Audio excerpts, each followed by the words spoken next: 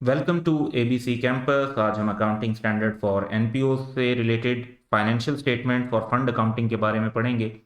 तो सबसे पहले हम डिस्कस करेंगे कि इसमें फाइनेंशियल स्टेटमेंट्स की जो डेफिनेशन है वो क्या है, और ये ऑलमोस्ट सेम ही है जो हम आईएफआरएस में पढ़ते हैं। फिर फंड अकाउंटिंग, बेसिकली उसमें कुछ डेफिनेशंस हैं, जैसे कि फंड अकाउंटिंग इटसेल्फ क्या होती है और जो रिस्ट्रिक्शंस होती हैं इसमें वो क्या होती हैं, तो इसके ऊपर बातचीत करेंगे। फिर फंड अकाउंटिंग के अंदर कुछ की पॉइंट्स हैं उसको डिस्कस करेंगे, क्योंकि जो मेन डिफरेंस है नॉर्मल वे में जो अकाउंटिंग हो रही होती है और जो एनपीओ की अकाउंटिंग है, खासतौर पर जब हम accounting standard for NPO follow करते हैं, तो वो डिफरेंस ये है कि इसमें जो मेथड फॉलो हो रहा होता है वो फंड अकाउंटिंग का मेथड फॉलो हो रहा होता है। फिर इसमें तीन टाइप के बेसिकली फंड्स होते हैं, यानी फंड्स की वैसे तो ज़्यादा नंबर ऑफ फंड्स तो ज़्यादा हो सकते हैं, लेकिन टाइप वाइज अगर हम देखें तो हम सारे फंड्स को तीन कैटेगरीज में डिफाइन कर सकते हैं: इंडोमेंट फंड, रिस्ट्रिक्टेड फंड और अनरिस्ट्रिक्टेड फंड, जिसे जनरल फंड भी कहा जाता है। तो हम इन 6 पॉइंट्स पर वन बाय वन डिस्कशंस करेंगे।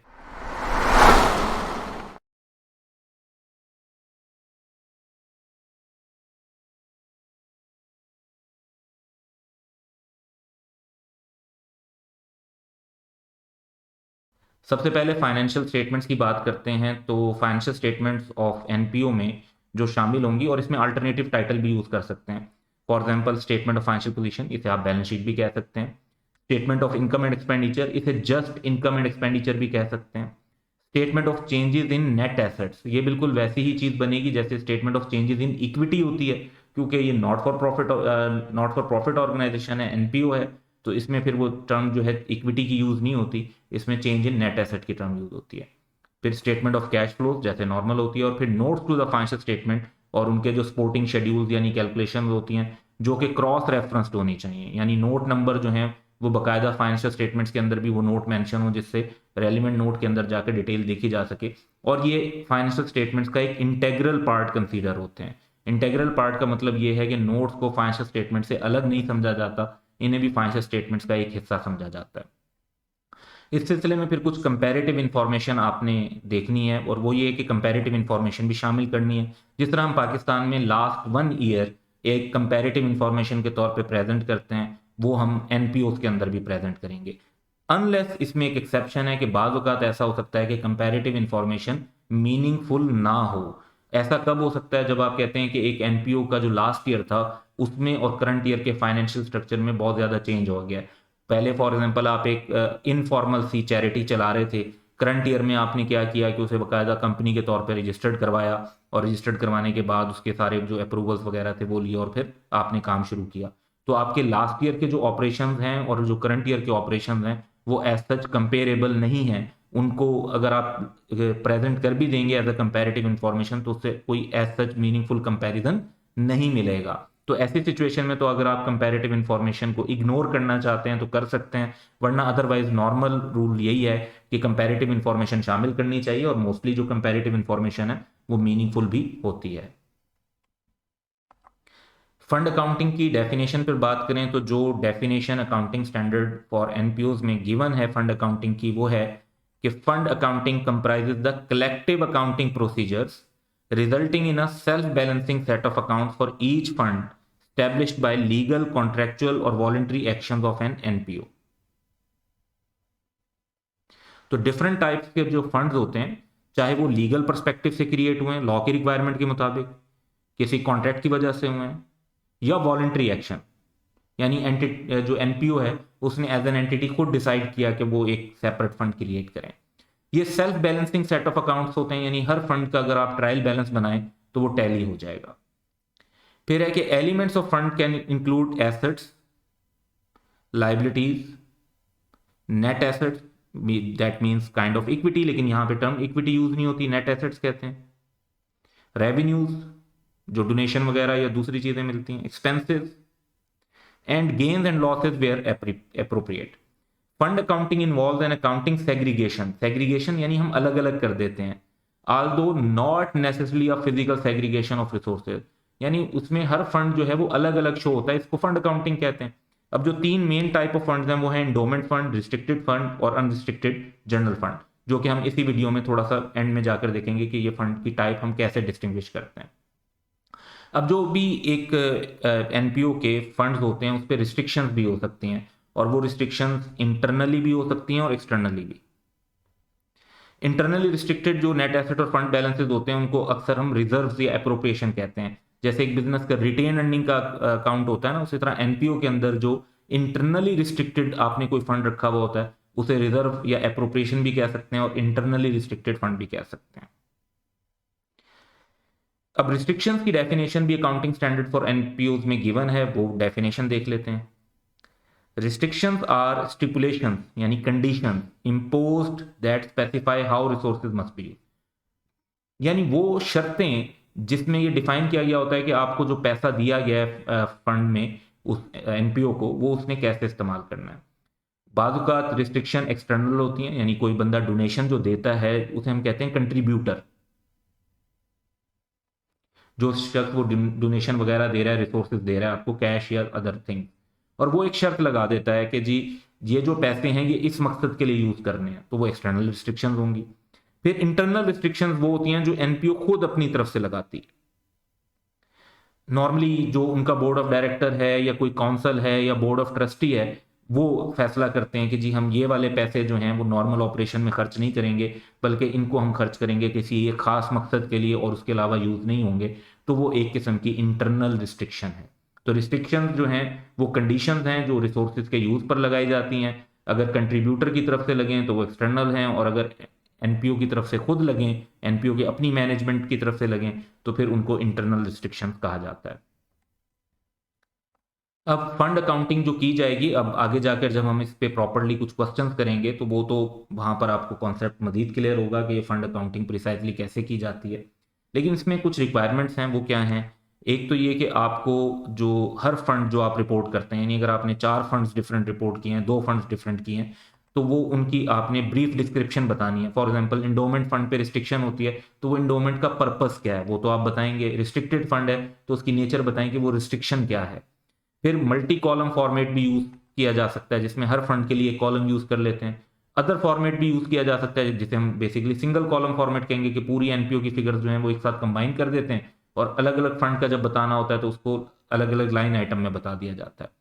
आप ये भी कर सकते हैं कि डिफरेंट स्टेटमेंट्स के लिए डिफरेंट फॉर्मेट यूज कर लें। For example statement of financial position को सिंगल कॉलम में बना लें और statement of income and expenditure को मल्टी कॉलम में बना लें। और फंड अकाउंटिंग के फर्दर 2 मेथड्स होते हैं, एक को रिस्ट्रिक्टेड फंड मेथड कहा जाता है और दूसरे को डेफरल मेथड कहा जाता है। तो रिस्ट्रिक्टेड फंड मेथड और डेफरल मेथड पर हम आगे की कुछ वीडियोस में बातचीत करेंगे और इनके ऊपर फिर क्वेश्चन भी सॉल्व करेंगे। अल्टीमेटली इसमें जो हमारे पास 2 क्वेश्चंस हैं जो सेम डाटा पर हैं, और उनको हम एक रिस्ट्रिक्टेड फंड मेथड से सॉल्व करेंगे और एक को डेफरल मेथड से सॉल्व करेंगे। अब ये जो हमने फंड्स की टाइप्स देखी, प्रिसाइजली इनका मतलब क्या है और इसकी एग्जांपल्स को भी डिस्कस करेंगे साथ के साथ। तो इंडोमेंट फंड क्या होता है। इंडोमेंट फंड जो है वो एक self balancing set of accounts है। अच्छा, अब self balancing set of accounts का क्या मतलब है, यानी अगर आप इसका एक ट्रायल बैलेंस बनाएं तो वो टैली हो जाएगा, उसके डेबिट क्रेडिट साइड इक्वल होंगी, जिसमें एक्यूमुलेशन ऑफ इंडोमेंट कंट्रीब्यूशंस शामिल होती हैं। अच्छा, अब इंडोमेंट कंट्रीब्यूशंस क्या होती हैं। वैसे तो हम डिटेल में जाकर जब कंट्रीब्यूशंस की डेफिनेशन पढ़ेंगे तो वहां पर इसको डिस्कस करेंगे। बेसिकली इंडोमेंट कंट्रीब्यूशन ऐसी होती है कि एक ऐसा फंड बनाया जाता है जिसके अंदर जो प्रिंसिपल अमाउंट होती है उसको किया जाता है इन्वेस्ट। फिर उस प्रिंसिपल अमाउंट पर जो इन्वेस्टमेंट की गई होती है उससे जो इनकम होती है, उस इनकम को जो है चैरिटेबल पर्पस के लिए यूज किया जाता है। जो ओरिजिनल प्रिंसिपल अमाउंट होती है वो जो है ना रखी जाती है। इसकी एक मैं मिसाल दे देता हूँ। फॉर एग्जाम्पल आई कैप में कुछ लोगों ने मिलकर एक इंडोमेंट फंड के लिए कंट्रीब्यूशन दी, किसी ने 10 लाख रुपए, किसी ने 2 करोड़ रुपए, किसी ने 10 करोड़ रुपए दे दिए। लेट से कि हम कहते हैं कि 25 करोड़ रुपए जमा हो गए। उन 25 करोड़ रुपए को इन्वेस्ट कर दिया जाएगा, उससे इनकम होती है। अब अच्छा, अब लेट से हम कहते हैं कि जी उससे जो इनकम होती है वो सालाना 1 करोड़ रुपए की होती है। तो उस 1 करोड़ रुपए से जो स्टूडेंट्स हैं उनको जो है ना सपोर्ट किया जाता है। लेकिन जो ओरिजिनल 25 करोड़ रुपए हैं उनको जो है ना नहीं छेड़ा जाता। तो ये इंडोमेंट फंड कहलाएगा, यानी जिसके अंदर जो प्रिंसिपल अमाउंट होती है वो मेंटेन की जाती है, वो प्रिजर्व की जाती है, उसको जो है अफेक्ट नहीं किया जाता। और जो प्रिंसिपल अमाउंट के ऊपर रिटर्न आ रहे होते हैं उससे चैरिटेबल पर्पस को पूरा किया जाता है। तो इन्हें इंडोमेंट फंड कहते हैं। तो इसमें सिर्फ इंडोमेंट कंट्रीब्यूशन आएंगी और इन्वेस्टमेंट इनकम का भी कुछ हिस्सा इसके अंदर शामिल हो जाता है, लेकिन इसमें शर्त ये होती है कि वो प्रिंसिपल अमाउंट में ऐड होगा और वो रिपोर्ट होगा as revenue of endowment fund. यानी अगर आपको कोई कंट्रीब्यूशन मिलती है इंडोमेंट फंड के लिए, सिर्फ वो ही इंडोमेंट फंड का रेवेन्यू कंसीडर होगी। अगर आप कुछ अमाउंट इंटरनली ऑर्गेनाइजेशन में दूसरे फंड से इसमें ट्रांसफर कर देते हैं, यानी allocation of resources endowment fund में कर दिया आपने इंटरनल रिस्ट्रिक्शन की बेस पर, तो वो इंटर फंड ट्रांसफर होती है, वो रेवेन्यू नहीं समझा जाता। यानी जो बाहर के लोगों से कंट्रीब्यूशन मिलेगी वो रेवेन्यू होगा। अगर इंटरनली जो एनपीओ है वो अपने किसी अनरिस्ट्रिक्टेड फंड में से कुछ पैसे इंडोमेंट फंड में ट्रांसफर कर दे इंटरनल रिस्ट्रिक्शन की वजह से, तो वो रेवेन्यू कंसीडर नहीं होगा, वो इंटर फंड ट्रांसफर कंसीडर होगा। अब इंडोमेंट फंड की एक एग्जांपल डिस्कस करते हैं, और इसमें अगर आप अपने जहन में आई कैप को रख लें तो जिस तरह से उनका आई थिंक इंडोमेंट फंड है या एक ईदी टैलेंट प्रोग्राम टाइप भी है, वो कुछ इसी किस्म का है। A professional body of accountants, the NPO sets up a fund for financial support of deserving student. For this purpose उन्होंने 100 मिलियन एलोकेट कर दिए जो कि इन्वेस्ट किए जाएंगे। इन्वेस्टमेंट इनकम जो आएगी उसका 80% स्टूडेंट्स को सपोर्ट करने पे खर्च कर दिया जाएगा और 20% ऑफ इन्वेस्टमेंट इनकम जो है वो फंड इन्वेस्टमेंट में जमा कर दी जाएगी। यानी वक्त के साथ साथ जो फंड का प्रिंसिपल अमाउंट है वो बढ़ती जाएगी, क्योंकि जो इनकम होगी वो भी पूरी की पूरी खर्च नहीं होगी, बल्कि उस इनकम में से 80% चैरिटेबल पर्पस पे खर्च होगा और 20% जो है वो फंड की इन्वेस्टमेंट में बढ़ जाएगा। अच्छा, इसका देखें फायदा क्या है कि देखें फंड जो है वो कभी खत्म नहीं होगा, उसके अंदर बैलेंस हमेशा मौजूद रहेगा और आप बहुत लंबे अरसे तक जो डिजर्विंग स्टूडेंट्स हैं उनकी हेल्प कर सकते हैं। अगर आप एक ही बार सारे पैसे खर्च कर दें तो ठीक है, एक बार तो आप बहुत ज्यादा काम कर लेंगे, लेकिन फिर फ्यूचर में आपको जो लोग आएंगे उनको सपोर्ट करने के लिए आपके पास कोई रिसोर्सेज नहीं बचेंगे। तो इस तरीके से थोड़ी थोड़ी जो सपोर्ट है वो ओवर लॉन्ग टर्म पीरियड आप लोगों को प्रोवाइड कर सकते हैं। ये फंड इन्वेस्टमेंट जो है वो एंटिटी के जो एनपीओ है उसके normal operations, normal business expenses के लिए अवेलेबल नहीं होती, और एनपीओ के लिए रिक्वायरमेंट होती है कि उन्होंने प्रिंसिपल अमाउंट ऑफ फंड को प्रिजर्व करना है, यानी उसको खर्च नहीं करना, उसको इवन जो प्रिंसिपल अमाउंट है उसको चैरिटेबल पर्पस के लिए भी खर्च नहीं करना। प्रिंसिपल अमाउंट जो है वो इस मकसद के लिए रखी जाएगी कि उस पर इन्वेस्टमेंट इनकम आए और वो इन्वेस्टमेंट इनकम चैरिटेबल पर्पस के लिए खर्च हो, तो प्रिंसिपल अमाउंट जो है वो प्रिजर्व होनी है। तो ये कॉन्सेप्ट देखें, इंडोमेंट फंड क्या है, यानी इंडोमेंट फंड में जो रिस्ट्रिक्शन होती है वो एक्सटर्नल होती है, और इंडोमेंट फंड की खास बात यह है कि इसके अंदर रिस्ट्रिक्शन होती है कि प्रिंसिपल अमाउंट मेंटेन करनी है और सिर्फ इन्वेस्टमेंट इनकम को आपने खर्च करना है चैरिटेबल पर्पस पे। नेक्स्ट हमारे पास रिस्ट्रिक्टेड फंड। अच्छा, रिस्ट्रिक्टेड फंड भी एक self balancing set of accounts होते हैं, यानी इनको भी अगर आप डेबिट क्रेडिट को मैच करें तो वो इक्वल हो जाएंगे, और इनमें रिस्ट्रिक्शन होती है रिसोर्सेज से रिलेटेड के ये जो पैसे हैं इसे किसी खास मकसद के लिए यूज करना है। अच्छा, अब बेसिकली जो रिस्ट्रिक्टेड फंड को डिफाइन किया जाता है इसमें तमाम वो रिस्ट्रिक्टेड कंट्रीब्यूशन आ जाती हैं जो इंडोमेंट कंट्रीब्यूशन के अलावा हो, यानी इंडोमेंट वाला एक अलग टाइप हो गई, उसके अलावा अगर कहीं पर एक्सटर्नल रिस्ट्रिक्शंस हैं तो वो आपकी फिर रिस्ट्रिक्टेड फंड होगा। फॉर एग्जांपल किसी ने आपको डोनेशन दिया और उसने कहा कि जी इससे आपने सिर्फ और सिर्फ जो है ना बिल्डिंग बनानी है, ये आपके रूटीन खर्चों के लिए नहीं है। अब इसमें उन्होंने कोई प्रिंसिपल अमाउंट वाली कंडीशन नहीं रखी तो ये एंडोमेंट वाली तो नहीं बनी, लेकिन रिस्ट्रिक्शन तो अभी भी है, तो ये एक रिस्ट्रिक्टेड फंड कहलाएगा। अब इसमें जो सिर्फ रिस्ट्रिक्टेड कंट्रीब्यूशन होंगी वही रेवेन्यू के तौर पर रिपोर्ट की जाएंगी। अगर कोई आप जो है इंटरनल रिस्ट्रिक्शन के थ्रू कोई अमाउंट इसमें ट्रांसफर करते हैं तो वो इंटर फंड ट्रांसफर कंसीडर होगी, वो रेवेन्यू कंसीडर नहीं होगी। एग्जाम्पल देख लेते हैं।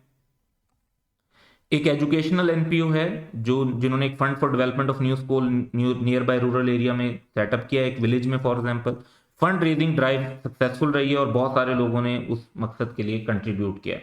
फंड रेजिंग में आपने क्लियरली स्टेट किया कि जो ये पैसा है ये यूज किया जाएगा construction and operation of school at that specific location, यानी ये पैसा दूसरे इलाकों में जो उनके स्कूल चल रहे हैं उन पे खर्च नहीं किया जाएगा। जो पैसा यहां से जमा किया गया है वो इसी इलाके में स्कूल बनेगा और उस स्कूल के ऑपरेशंस को चलाने के लिए इस्तेमाल होगा।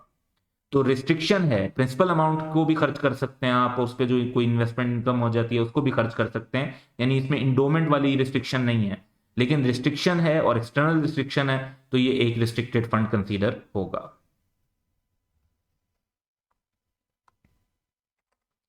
फिर है अनरिस्ट्रिक्टेड जनरल फंड। तो इसके की पॉइंट्स ये हैं कि एक जनरल फंड जो है वो भी self balancing set of account होता है, इसमें तमाम अनरिस्ट्रिक्टेड रेवेन्यू होता है, यानी जितनी भी आपको कोई ऐसी कंट्रीब्यूशन मिली हैं जिसमें कोई भी शराइत नहीं है, कोई वो नहीं है, बस वाहिद शर्त यह है कि आपने उसको चैरिटेबल पर्पस के लिए यूज करना है, जो आप काम करते हैं उसमें किसी भी काम में आप उसे इस्तेमाल कर सकते हैं। इसका जो फंड बैलेंस होता है वो रिप्रेजेंट करता है कि इन पर कोई एक्सटर्नली इंपोज रिस्ट्रिक्शन नहीं है, not subject to externally impose restriction. एक एग्जांपल देख लेते हैं इसमें। हेल्थ केयर एनपीओ जैसे हॉस्पिटल वगैरह बनाया हुआ है आपने, उसने has raise money through special marketing drive in which overseas contributors deposited $100 each in it save a life fund account. तो उन्होंने एक फंड बनाया save a life fund account, उसमें जो ओवरसीज लेट से पाकिस्तानी थे उन्होंने $100 ईच कंट्रीब्यूट कर दिया। ये कंट्रीब्यूशन जो हैं वो एनपीओ के रूटीन ऑपरेशंस के लिए यूज की जाएंगी, जो फोकस करता है लाइफ सेविंग ड्रग प्रोवाइड करने पे पेशेंट्स को who can not afford the cost. तो एनपीओ का रूटीन बिजनेस भी वही का ऑपरेशन भी यही है कि जी लोगों को वो ड्रग्स प्रोवाइड करनी है जिनसे उनकी लाइफ बच सके, उन पेशेंट्स को जो अफोर्ड नहीं कर सकते। और ये जो पैसे आ रहे हैं ये भी उसी सारे पर्पस के लिए यूज होने हैं, यानी इसके ऊपर कोई रिस्ट्रिक्शन नहीं है। तो अब वो जो है वो किसी भी फॉर्म में वो इसको जो है ना यूज कर सकते हैं, और एज सच कोई एक्सटर्नल रिस्ट्रिक्शन इस पर मौजूद नहीं है। तो कोई भी एक्सटर्नल रिस्ट्रिक्शन नहीं है, इंटरनल रिस्ट्रिक्शन बेशक लगी हुई हो वो काउंट नहीं होगी, एक्सटर्नल रिस्ट्रिक्शन नहीं है तो इसको अनरिस्ट्रिक्टेड फंड कहा जाएगा, या इसको बाद हम जनरल फंड भी कहते हैं। So that's all for today. Have a good day.